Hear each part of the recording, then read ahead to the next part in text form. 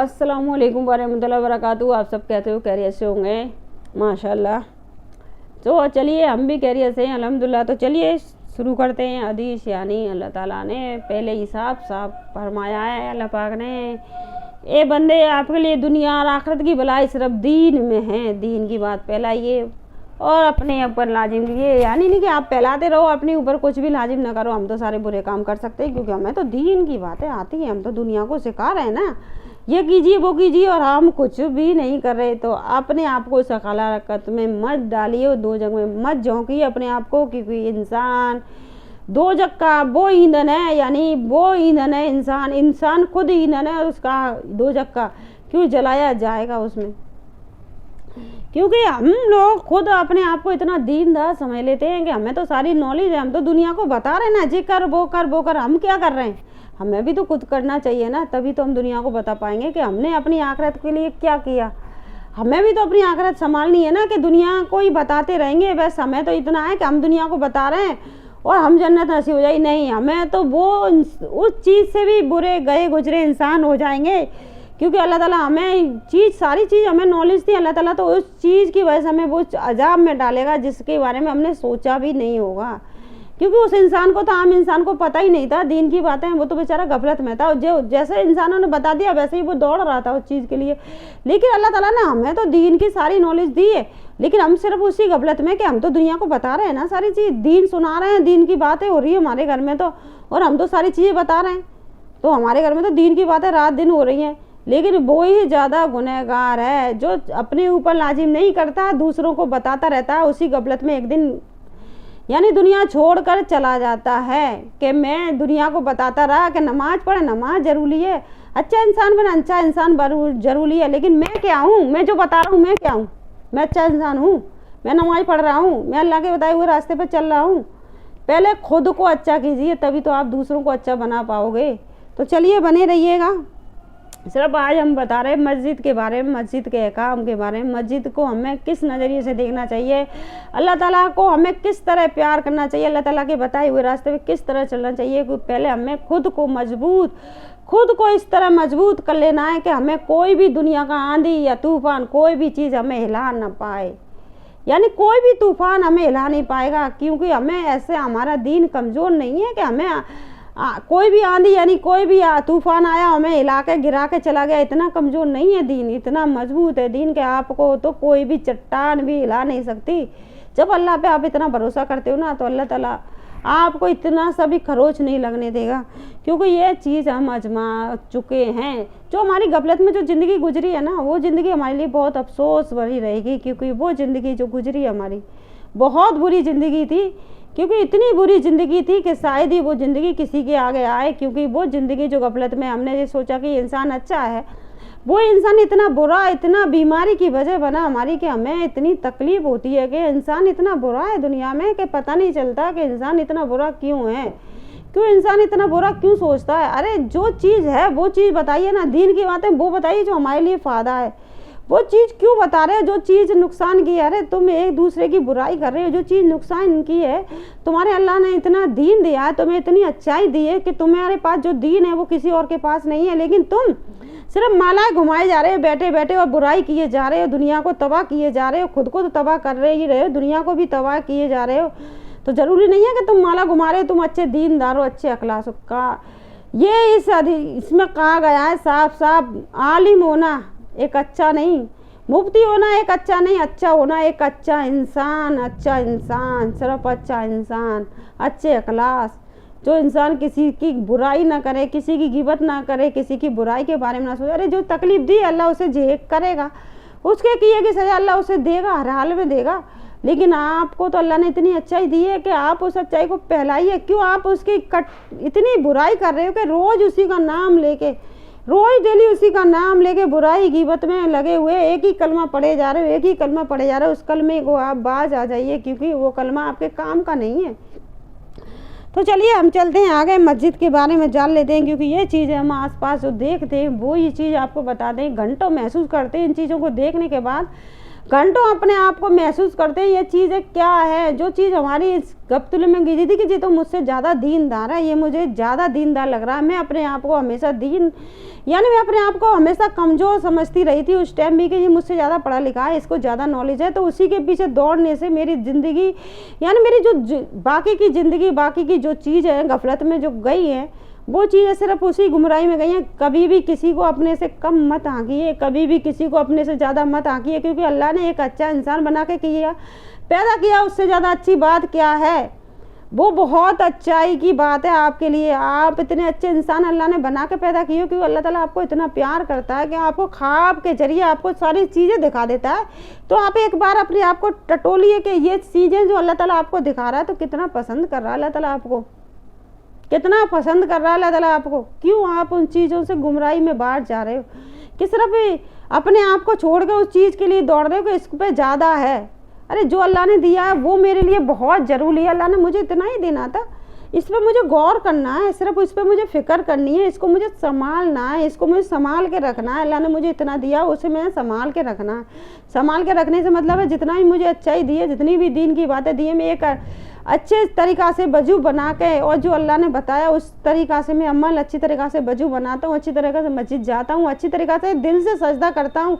उससे बड़ी नॉलेज क्या है आपके पास है? वो आलिम के पास सिर्फ उसको अल्लाह ताला ने नॉलेज दी है, समझ नहीं दी कि वो दीन को अच्छी तरीक़ा से फैला पाए। बहुत से आलिम आपको दिखाई देंगे, क्योंकि एक आलिम साहब से हमने बात की थी कि ये जुआ ज़रूरी है क्या, मतलब जुआ ज़रूरी है ज़िंदगी में। जो जुआ जो लोग खेल रहे हो इसी से आप लोग आपको ये पैसे दे रहे हैं, तो नहीं, ये जुआ उसका काम है।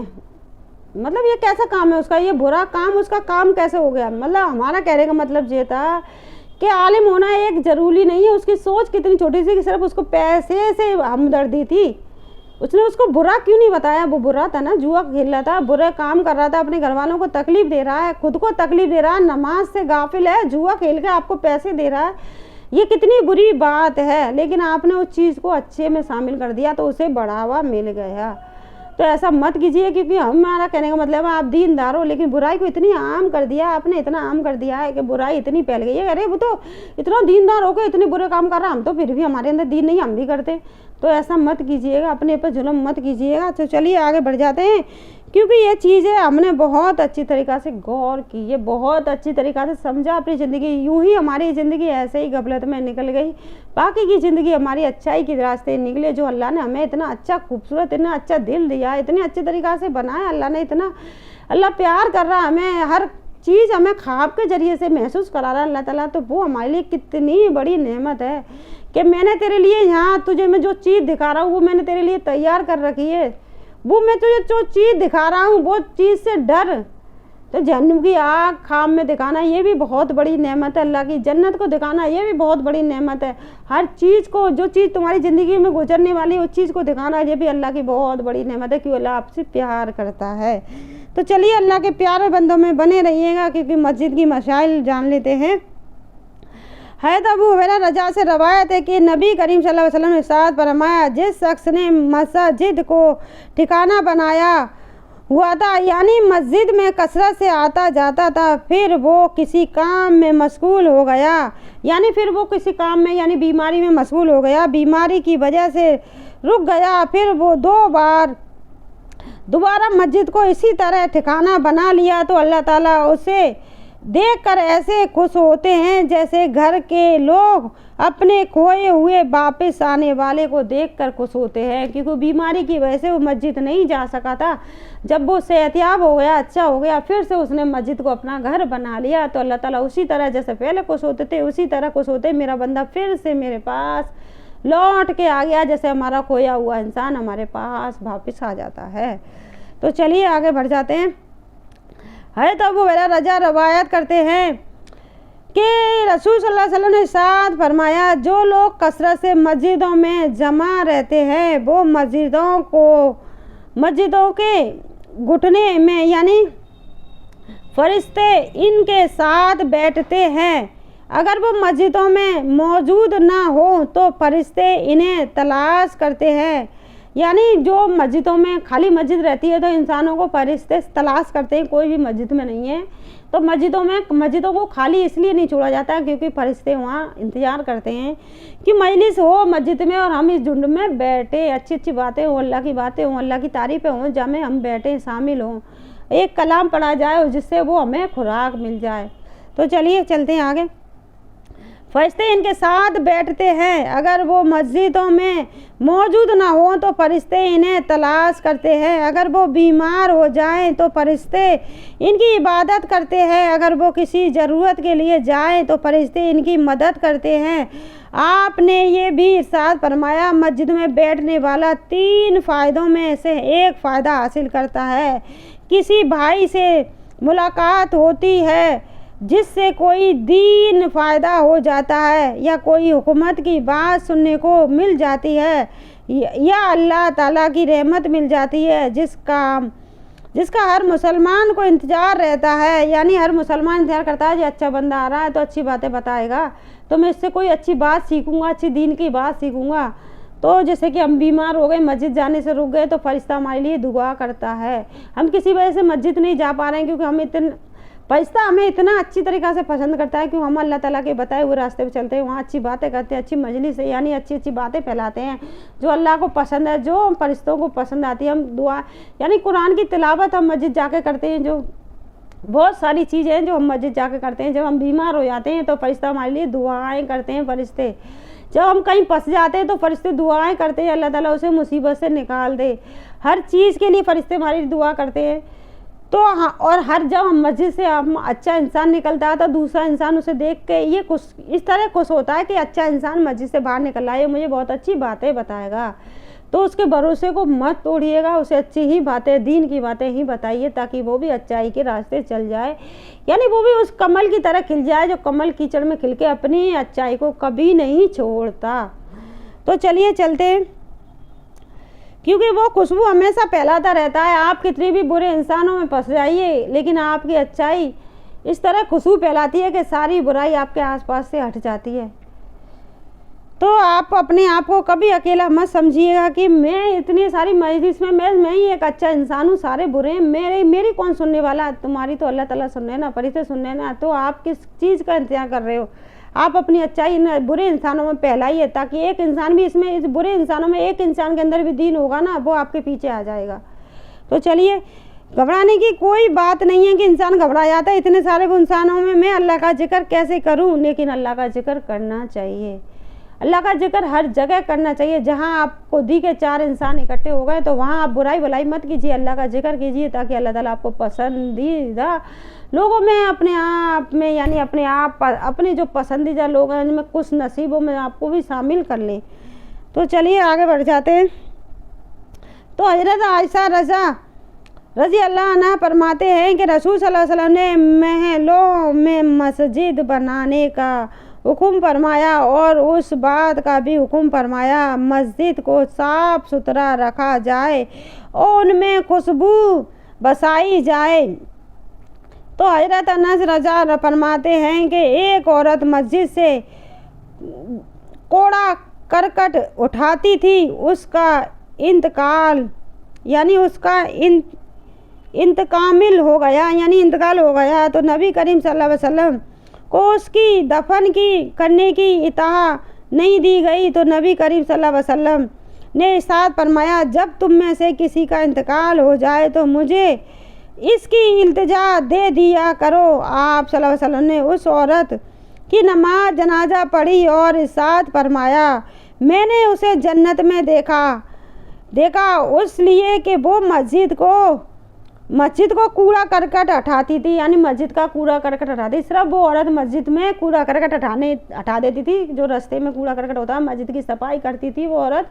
उसका इंतकाल हो गया था। सल्लल्लाहु अलैहि वसल्लम ने बताया कि मुझे आप इल्तिजा कर दीजिए ताकि मैं हर किसी के, यानी जो जिनका इंतकाल हो जाता है उनमें मैं शामिल हो जाऊँ। तो उसके लिए अल्लाह ताला रसूल सल्लल्लाहु अलैहि वसल्लम ने दुआ कीजिए। तो 2 रकात नमाज पढ़ी थी, तो औरत की नमाज जनाजा पढ़ी थी। तो फिर उसके बाद रसूल सल्लल्लाहु अलैहि वसल्लम ने जन्नत में देखा था। किसकी वजह से? सिर्फ मस्जिद की सफाई करने की वजह से। तो मस्जिद की सफाई हम सबको करनी चाहिए कि मस्जिद एक हमारा वो पाक यानी वो हमारा खूबसूरत मकान यानी खूबसूरत घर है, जो हम जिसको अपने घर में रहते हैं ना उसे खूबसूरत बनाते हैं। मस्जिद हमारा उससे भी अच्छा खूबसूरत घर है, जिसे हम अल्लाह के खातिर उसे इतना मतलब इतने साफ़ सुथरा रहना चाहिए, खुशबू से महका देना चाहिए ताकि आने वाला उसमें घुसता है ना मस्जिद में इतनी खुशबू महसूस हो, उसे इतना अच्छा महसूस हो कि वो नमाज पढ़ने के बाद उसमें 2 घंटे 1 घंटे आराम से बिता ले। आराम से का मतलब ये नहीं कि उसमें जाके सो जाए, आराम का मतलब ये उसमें मजलिस करे, अल्लाह की बातें करे, इबादत करे अल्लाह की। तो चलिए आगे बस इतना ही आज के लिए, अगली वीडियो मिलेंगे। अस्सलाम वालेकुम व रहमतुल्लाहि व बरकातहू।